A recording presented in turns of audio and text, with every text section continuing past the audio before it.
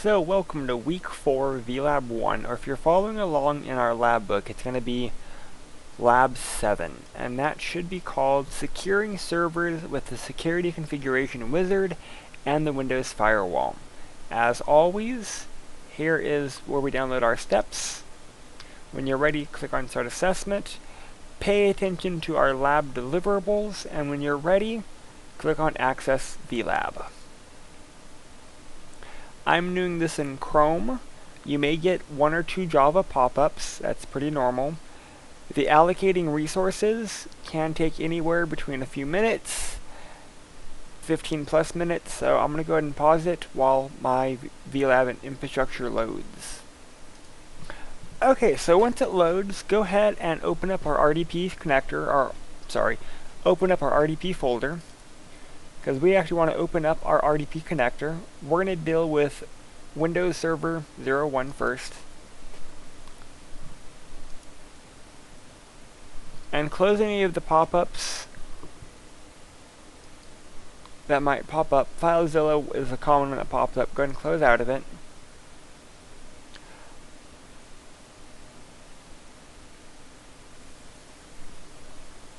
Okay, so our server manager should be popping up. If it doesn't, go and launch server manager. We're going to be opening up our security configuration wizard. So we do that through the top right. Okay, that took a little second. So go to Tools, Security Configuration Wizard, and here is our wizard to go. I've noticed that our VLab kind of takes a second or two to load, so if it's kind of laggy for you, just be patient. Mine is kind of getting laggy, so I'm going to give it a second to fully load and everything. Okay, so that seemed to fix it. So once our configuration wizard's popped up, we have to click Next to continue. That's pretty straightforward. What are we going to be doing? Are we creating? Are we editing? Are we applying? Are we rolling back? In our case, we are creating a new policy. We are naming it TarWin 2012 DC. That just happens to be the name of our computer that we're on.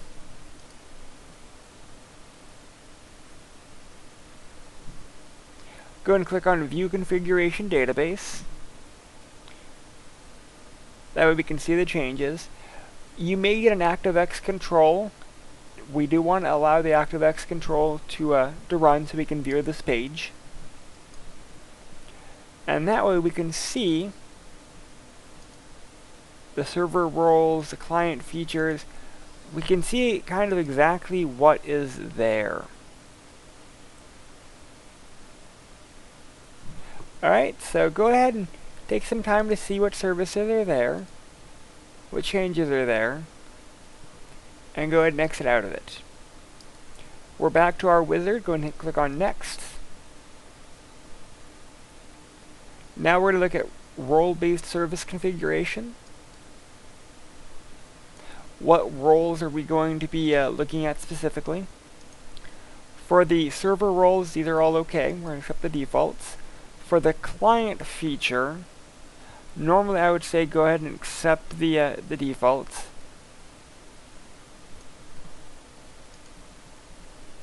On the administration, we actually want to look for remote desktop. So let's go ahead and find remote desktop.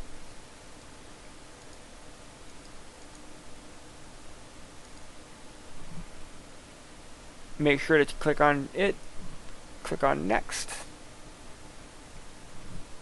Go ahead and leave the defaults, as this is per the instructions. We actually want to leave this default as well. We don't want to make any changes to startup. Okay, now this guy, this is going to go our current and what will happen afterwards. So there is a side-by-side view for some of these. I want to go down to remote desktop. we changed it from manual to automatic, and that's what we want. Go ahead and click on next. Our instructions say to make sure to skip this section, so we're going to make sure to check the skip section. Go ahead and click on next. We are going to do the same thing for the registry settings. We're going to skip this section, go to next. We actually want to do the audit policy. We want to audit all successful activities. And again, we can see the current settings versus the new settings. This is a big part of this is so that we can set up our policies and well, mainly our policies. So if we're not sure where to go directly into a group policy, we can use this type of wizard to drill down on each section. That way we can see exactly what we need to do, what changes are going to be made. It just makes it a little bit more efficient if you're doing it this way. Because if you're not sure how to use Active Directory or group policies, this wizard actually allows you to do a lot more of that changing, but in a little bit easier way to understand. Like this gives us the option to drill down in specific sections. Okay, go ahead and leave these default. And let's go ahead and save our policy.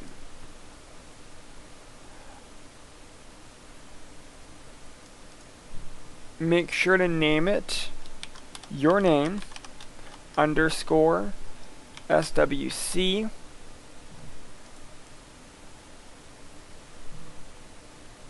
Let's view our security policy. Again, allow ActiveX to run so we can see the current policy. Drill down on a few of these so we can see what they're including. And when we are ready to go, click on next. We're going to click on the Apply Now radial button and next. That way our new policies will be applied right now. So I didn't do it, but the lab does call for individual review of at least 5 specific items. I'm going to let you guys do that, but in each one of the items under services, drill down on one of them and kind of explain what it is. Our security policy wizard does take a few minutes to run, so again, just kind of be patient with it. Okay, so at the very end, let's go ahead and finish our wizard by clicking next and finish. And that is the security wizard applying a policy that we defined automatically for us. Okay, on to section 2. Let's go ahead and exit out of our server manager. Our next section has us looking at the services that may not be needed on a member server, because right now we're logged on to our domain controller.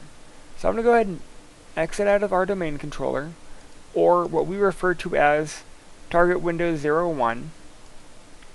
We're actually going to be looking at, I'm going to move my window over a little bit, Server 2008 services that we may or may not need. These are going to be the default standards. These are going to be the safe environment. For example, DPS. By default, it's automatic, but in reality, it probably should be disabled. This WDI service host, manual, or by default, is manual. It's safe to be disabled. So what we're going to start doing is we're going to hop over to our target server 2000, or sorry, the target server 2, and we're actually going to be selecting a few of these to review. Part of our lab document is going to have you individually reviewing the asterisk ones, but we're actually going to be applying them on our server 2. So let's go ahead and exit out of here. Let's go ahead and open up our target Windows 02 RDP session. Okay, now that it's loaded, let's go ahead and go to our services. So, under Start, Admin Tools, Services. Let's go ahead and change to our Standard tab. Let's go to the first service that we've decided to disable. And in mine, I'm going to disable IP Helper. So let's go and double click on it. And notice here, it is set to automatic. I want to change it to disable. I'm going to click apply. But notice it's still started. So I'm also going to stop it.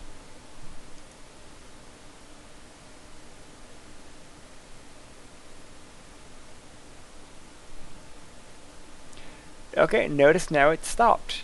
So you're going to do that for all of the services that you chose to disable.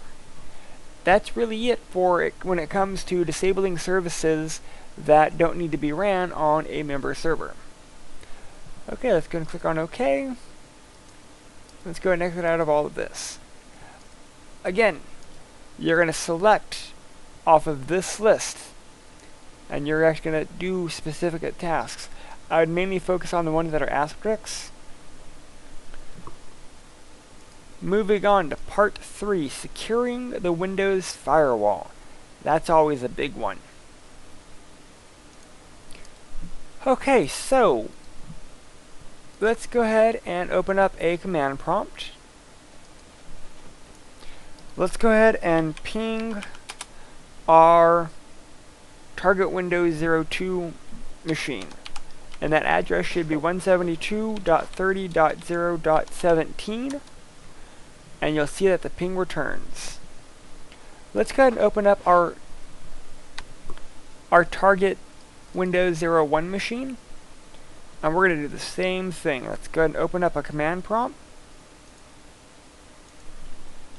And let's see if we can ping it. 172.30.0.17. And again, we're pinging our server 2 machine. So you'll see that it worked. So I'm going to go ahead and exit out of my target Windows 1 machine. Let's go ahead and go to our target Windows 2 machine. The goal here is, how can we prevent pings from responding? So let's go ahead and go to Control Panel. In Control Panel, you should see a Windows Firewall section.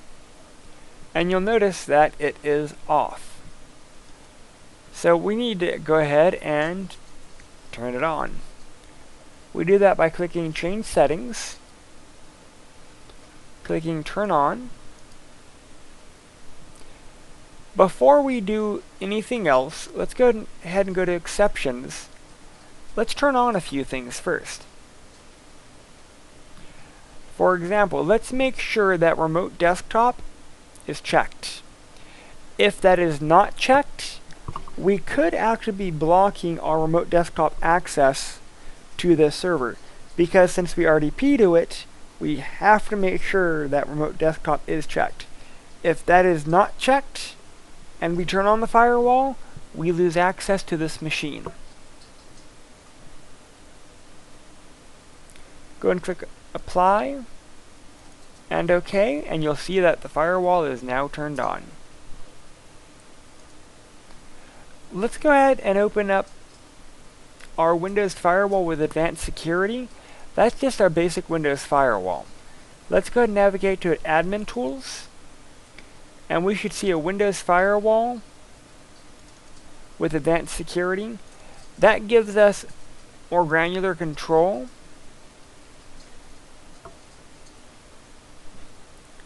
You'll see that our Windows Firewall is turned on. If we didn't turn it on the other way, or on the other through Control Panel, that would still show as off. Okay, so with the firewall turned on, let's go ahead and go back to our first machine, and let's try that ping again. Because the firewall is turned on, it's no longer going to respond to our ICMP request or our ping requests.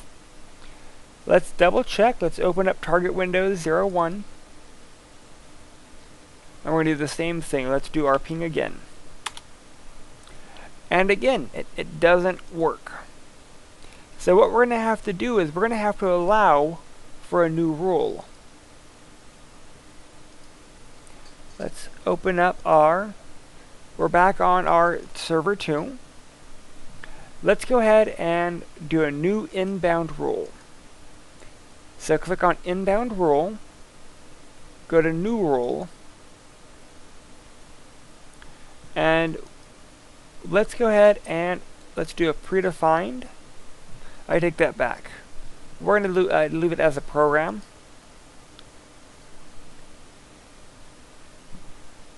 All program wants us to allow the connection for all of them. Okay, I think we missed a step here, so I'm going to go ahead and cancel this. I'm going to do a new rule. I'm going to do a predefined one.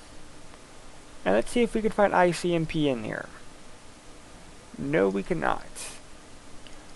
Okay, so let's do it again. Let's go through program. All programs. Allow this connection. We're going to do it for all profiles. Oh, I just found an error in the lab document. On one of my sets of instructions, it says to do program.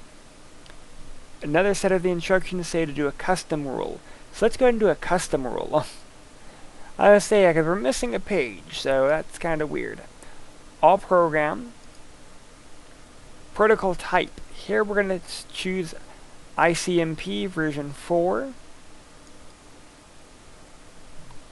And go and click on next. We're going to allow all addresses. We could actually then filter addresses depending on what we wanted. For example, if we wanted just server 1 to be allowed, or our virtual host, we could do that by choosing these addresses. But for our needs, we're going to allow everyone. We're going to allow the connection for all of our rules, and make sure to name it student ICMP. Make sure that student is your name. Click on finish. And our new rule should be applied. So let's go ahead and exit out of our server 2. We're back on our virtual desktop. Let's go ahead and try it again. Notice our ICMP works again. Let's hop back over to target Windows 01. And let's do that again. Let's see if it works. And our ICMP works again. And that's actually the end of that lab. Thank you. Have a great day.